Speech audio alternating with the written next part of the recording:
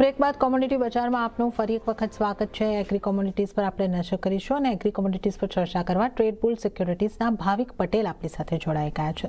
ભાવિકજી, સ્વાગત છે આપનું સીએનબીસી બજાર પર। અને આજે આપણે જોઈએ તો મસાલા પેકમાં રંગત દેખાઈ રહી છે। ધાણા, જીરું, હળદર બધામાં 3 થી 4, 4.5% મજબૂતી। ધાણા 4.81% મજબૂત રહ્યા, જીરું 3.29%, હળદર 3.23%।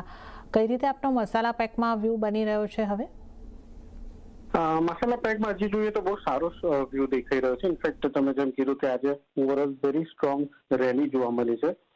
ખાસ કરીને આપણે જીરાની વાત કરીએ તો જીરામાં હાલ અત્યારના સ્પોટ છે, સ્પોટના પ્રાઇસીસ કરતા ફ્યુચરના પ્રાઇસીસ ઉપર આવ્યા છે।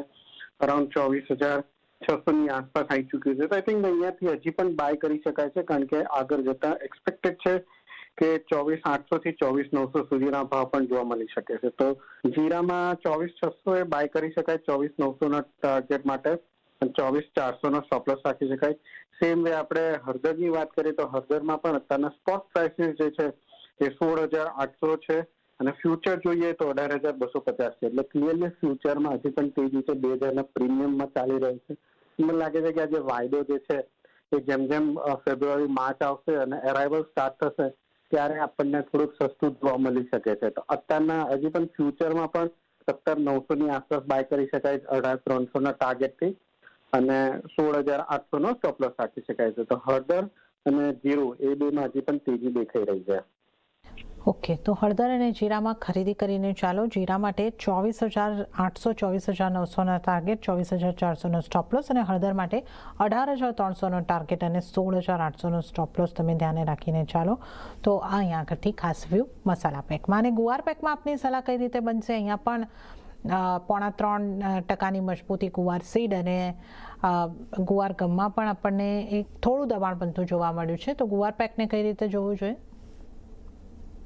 ગુવાર ગમમાં વાત કરીએ તો ફેબ્રુઆરી કોન્ટ્રાક્ટ છે એ તેજીમાં પડી રહ્યો છે, બટ અત્યારના જે કરંટ કોન્ટ્રાક્ટ છે એ હાલ અત્યારે થોડુંક વીકનેસ દેખાઈ રહ્યું છે। મને લાગે છે કે નેક્સ્ટ કોન્ટ્રાક્ટ જે ફેબ્રુઆરી કોન્ટ્રાક્ટ છે એ પ્રીમિયમમાં જે 400 રૂપિયા ચાલી રહ્યો છે અને એક્સપેક્ટેડ છે કે અહીંયાથી એટલીસ્ટ એ કોન્ટ્રાક્ટ વધી શકે છે।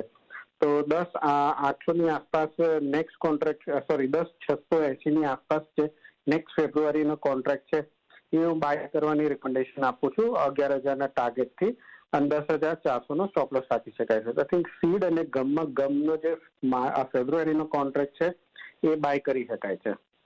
ઓકે, તો ગુવાર ગમમાં ફેબ્રુઆરી કોન્ટ્રાક્ટને બાય કરીને ચાલવાની સલાહ અહીંયા આગળથી બની રહી છે। તો આપણે અહીંયા આગળથી ગુવાર પેકની વાત કરી। આ ઉપરાંત કેસ્ટર કોકોડામાંથી આપનો કોઈ ખાસ સલાહ બનશે? હવે કેસ્ટરમાં આપણે જોયું કે 6,400 થી 6,420 નો એક લો બનાવ્યો છે અને એના પછી ફરીથી તેજી દેખાઈ રહી છે। બટ સ્પોટ પ્રાઇસ આપણે જોઈએ ને તો સ્પોટ પ્રાઇસમાં 6,800 થી 6,400 નું ક્લિયરલી એક મહિનામાં આપણને કરેક્શન જોવા મળ્યું છે। તો અહીંયાથી લાગી રહ્યું છે કે ફ્યુચર પણ ધીમે ધીમે સ્પોટ જોડે જ મર્જ થશે અને આમાં મને કેસ્ટરમાં બહુ મોટી હાલ હમણાં શોર્ટ ટર્મમાં તેજી દેખાઈ નથી રહી। તો 6,880 ની આસપાસ શોર્ટ કરી શકાય છે 6,420ના ટાર્ગેટથી અને 6,530નો સ્ટોપ લોસ રાખી શકે। તો 6,480 ની આસપાસ શોર્ટની રિકમેન્ડેશન છે કેસ્ટરમાં। ઓકે, તો કેસ્ટર માટે શોર્ટ કરીને ચાલવાની સલાહ અહીંયા આગળથી બનતી જોવા મળી રહી છે। અને ત્યારે જ ભાવિકજી, આપનો ખૂબ ખૂબ આભાર અમારી સાથે જોડાવા બદલ અને એગ્રી કોમોડિટીઝ અંગે ચર્ચા કરવા બદલ આપનો આભાર। અને આ સાથે જ કોમોડિટી બજારમાં હાલ પૂરતું આટલું જ। હાલ મને પણ આપશો રજા, પણ વધુ અપડેટ અને સમાચારો માટે આપ જોતા રહો સીએનબીસી બજાર। નમસ્કાર।